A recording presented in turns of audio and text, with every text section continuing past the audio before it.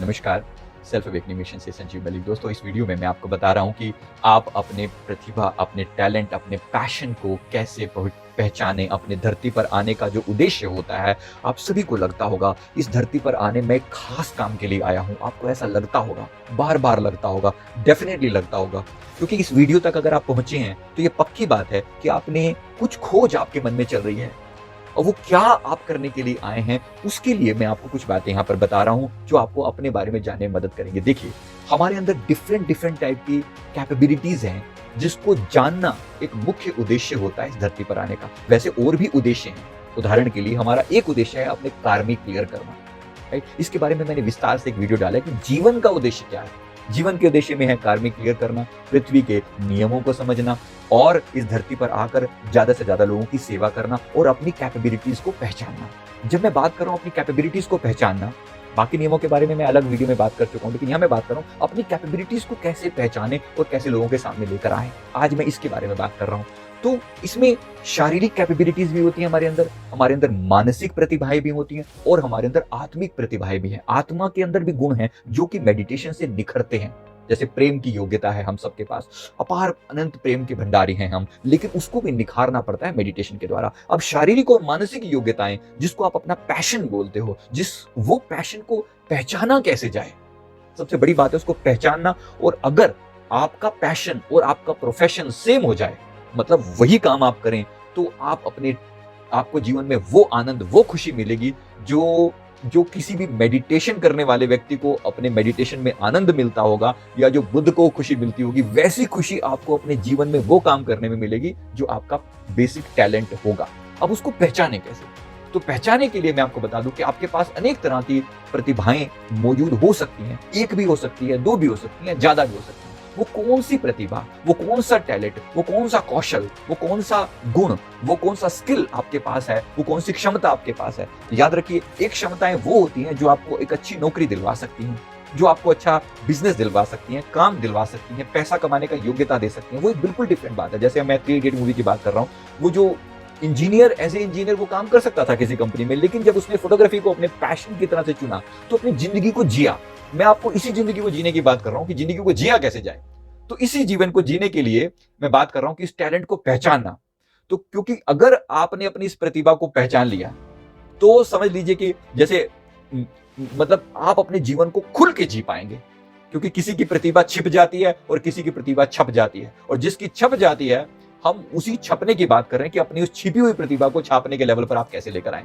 तो पहली बात समझिए इस बात को कि वो काम जिसको करते हो, नंबर 1, वो काम जिसको करते हुए आपको टाइम का अंदाजा ना रहे, जिसको काम को करते हुए आपको बिल्कुल ये ना लगे कि कब दिन हुआ, कब रात हुई, तब समझ लो कि डेफिनेटली आपका ये जो काम है, ये आप 18 घंटे भी करो और करने के बाद भी आपको ज्यादा एनर्जी महसूस हो, तो समझ लीजिए कि ये काम आपका पैशन है। ये काम आपका पैशन है। ये काम में आप थकते नहीं हो बिल्कुल भी। सचिन तेंदुलकर के बारे में कहा जाता है कि वो बिल्कुल, जब वो क्रिकेट खेलते थे, रात के 2:30 बजे, एक बार उन्होंने कहीं बुक में लिखा कि स्टेडियम में जो स्लॉट मिलता था, क्योंकि बाकी सारे टाइम स्टेडियम बिजी रहता था, तो रात के 2:30 बजे स्लॉट मिलता था, उस समय भी वो जाकर अकेले, क्योंकि कोई साथ देने वाला बहुत कम लोग होते, तो अकेले जाकर प्रैक्टिस पे लग जाते। अब ये है पैशन, ये है वो पागलपन, ये है वो प्रतिभा जो उभर कर आई, और हम जानते हैं कि वो सचिन फाइनली क्या बने, राइट? तो ऐसी प्रतिभा आपके अंदर भी कुछ है, कोई ऐसा काम जिसको करते हुए आप बिल्कुल 24/7 भी लगे रहे ना, तो आपको थकावट नहीं लगती, तो समझ लीजिए वो आपका पैशन है, राइट? तो इसको पहचानना, आपको उस चीज को पहचानना और उस पर काम करना। अच्छा, उसके बारे में और आगे कैसे बढ़ा जाए? डेफिनेटली नंबर 2, अब मैं बताता हूं, जानकारी लेने की इच्छा पैदा होना। मतलब उसके बारे में आप और जानना चाहते हैं, आपके मन में आता है कि और इसके बारे में नॉलेज लो और जानो, और मजा आता है। कोई भी चीज हो सकती है, वो कोई भी टॉपिक हो सकता है जिसके बारे में, मतलब आप उसमें डूबे रहना, आप उसके बारे में और नॉलेज, जितनी जानकारी लो, आपका दिल उतना ही उसके बारे में और ज्यादा इच्छुक होता चला जाता है। तो समझ लो कि ये जो टॉपिक है, ये जो पैशन है, जो पॉइंट है, ये टॉपिक, यही आपका पैशन है, यही आपकी प्रतिभा है, जिसके बारे में आप बिल्कुल मतलब बेचैन हो जाते हैं जिस चीज के बारे में जानने को। वो चीज डेफिनेटली आपकी, जितनी जानकारी लो उतना आपको अच्छा लग रहा है, समझ लो कि ये आपकी प्रतिभा है। इस पर आपको और नॉलेज लेनी चाहिए और काम करना चाहिए। अब नंबर 3, अब आपको एक्चुअली उस गतिविधि में शामिल होना चाहिए, उस एक्टिविटी में शामिल होना चाहिए जो आपकी प्रतिभा को और उभार सके। मतलब जहां पर वो प्रतिभा एक्चुअली एग्जीक्यूट हो रही हो, फॉर एग्जाम्पल अगर किसी को पायलट बनने का शौक है तो जाए और किसी तरीके से परमिशन लेके किसी पायलट को देखे, पहली बात तो ऑफकोर्स वीडियोस देखे, जानकारी ले कि कैसे प्लेन उड़ता कैसे है, पायलट कैसे काम करता है, वो एक पार्ट है। फिर वो एक्चुअली किसी से जीवन में जाकर मिले।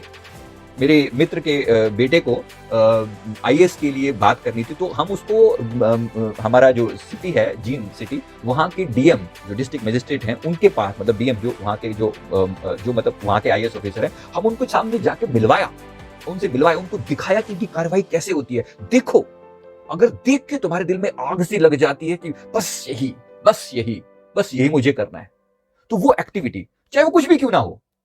हमारे एक मित्र को बांसुरी फ्लूट के साथ इतना प्यार कि बस पूछो मत। उसने अपने बच्चे को फ्लूट के लिए, मतलब वो जो फ्रेंड है अपने बेटे के लिए, तो फ्लूट के लिए उसने स्पेशल ट्रेनर बुलाए और फाइनली उसने मतलब कि 4-5 अलग अलग टाइप की फ्लूट सिखाई। तो वो पैशन, मतलब उसकी एक्टिविटी जो भी हो उसमें शामिल होना, और उसमें वो आपको अट्रैक्ट करेगी।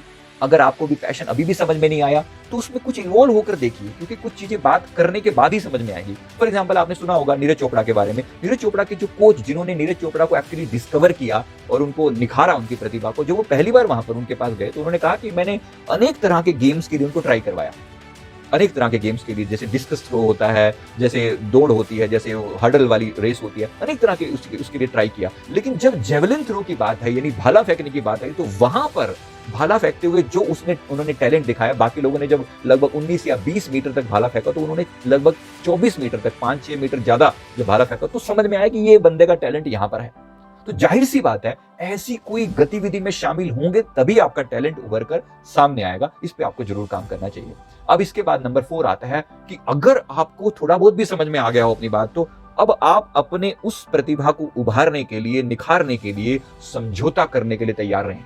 मतलब कुछ भी अगर कॉम्प्रोमाइज करना पड़े तो डेफिनेटली आप तैयार रहेंगे। आपका दिल कहेगा कि इसके लिए कुछ भी कुर्बान किया जा सकता है, अगर आप अपने दिल की सुने तो। ऑफ कोर्स अगर आप केवल पैसे को देखेंगे और समाज को देखेंगे तो हो सकता है आपकी बात आपका दिल ना करे, आपका दिल मतलब ऑपोजिट डायरेक्शन में जाए। लेकिन अगर आप अपने दिल की सुनेंगे तो दिल कहेगा कि, दिल कहे रुक जा यहीं पे कहीं, जो बात इस जगह वो कहीं पर नहीं। दिल मतलब उस बात पर अटक जाएगा कि बस ये चाहिए, इसके लिए कुछ भी किया जा सकता है। तो डेफिनेटली ये आपकी प्रतिभा है, ये आपका टैलेंट है और इस पर आपको काम आगे करना चाहिए। इसके बाद ये भी समझ लें, अगर नंबर 5 मैं बोल रहा हूं, ये है मौका जरूर मिलेगा।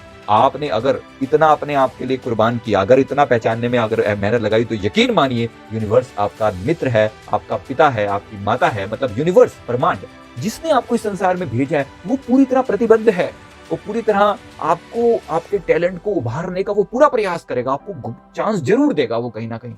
तो कहीं ना कहीं अपने उस प्रतिभा को, अपने उस टैलेंट को, अपने उस पैशन को जब आप उस पर काम करेंगे, थोड़ा सा निखारेंगे, थोड़ा टाइम देंगे, तो ऐसा मौका जरूर मिलेगा जब आप वो चीज लोगों के सामने रख पाएंगे और डेफिनेटली वो चीज काम करेगी।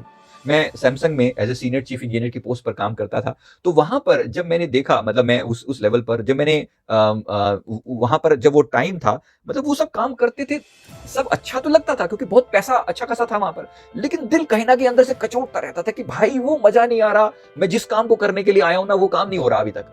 और जैसे ही जब मेरे को लगा कि जब मैं अपने आप के अंदर थोड़ी खोजबीन करी, अपने अंदर ढूंढते समझ आया कि मुझे लोगों को समझाने में, मुझे लोगों को बात करने में, मुझे प्रेजेंटेशन देने में बड़ा मजा आता है, बड़ी खुशी होती है, ट्रेनिंग देने में बड़ा मजा आता है। बस तो इसी चीज को फिर पहचान कर फिर इस पर काम किया और आज जो भी है वो उसी टाइम की बदौलत है।